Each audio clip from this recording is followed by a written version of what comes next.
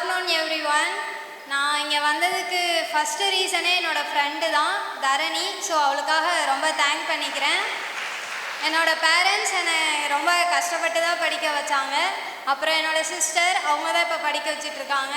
அப்புறம் என்னோடய ஃபேக்கல்ட்டிஸ், சாருக்கு எல்லாருக்குமே ரொம்ப தேங்க் பண்ணிக்கிறேன். ஸ்பெஷல் தேங்க்ஸாக பிரகாஷ் சாருக்கு சொல்லிக்கிறேன். ஸோ எல்லாருமே கண்டிப்பாக இங்கே வரணும். எல்லாருக்குமே இந்த ஸ்டேஜ் இருக்குது. ஸோ நாங்களும் அங்கேருந்து தான் இங்கே வந்தோம். நீங்களும் கண்டிப்பாக வரணும்னு நான் ப்ரே பண்ணிக்கிறேன். ரொம்ப தேங்க்யூ.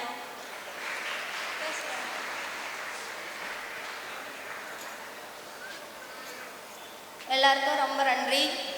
நாங்கள் விவசாயம் பண்ணுறோம். எங்கள் வீட்லேயும் ஒரு டாக்டர் இருக்காங்க. ரொம்ப சந்தோஷமாக இருக்குது. எல்லாருமே படிச்சுட்டு டாக்டர் ஆகிட்டோன்னு சொல்லி உட்காந்துடக்கூடாது. நமக்கு பின்னாடி வரவங்களையும் உதவி செய்யணும். ஏதோ இருக்கிறவங்ககிட்ட வாங்கிக்கலாம், இல்லாதவங்களுக்கு நாம் தான் உதவி செய்யணும்.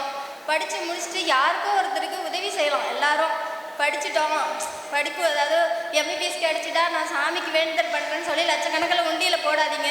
நிறையா பிள்ளைங்களை படிக்கிறதுக்கு உதவி செய்யுங்க. அதுவே பெரிய புண்ணியம். அதனால் நிறையா பேர்த்த படிக்க வைங்க. படித்தா சந்தோஷம். இந்த ரீச் அகாடமிக்கும் ஒரு வேண்டுகோள். நிறையா பேர் படிச்சுட்டு 2-3 வருஷம் படிச்சுட்டு திரும்பவும் பணம் கட்ட முடியாமல் போனவங்கள நிறையா பேர்த்த பார்க்குறோம். 2-3 வருஷம் படித்தவங்களுக்கு கொஞ்சம் உதவி செய்யுங்க.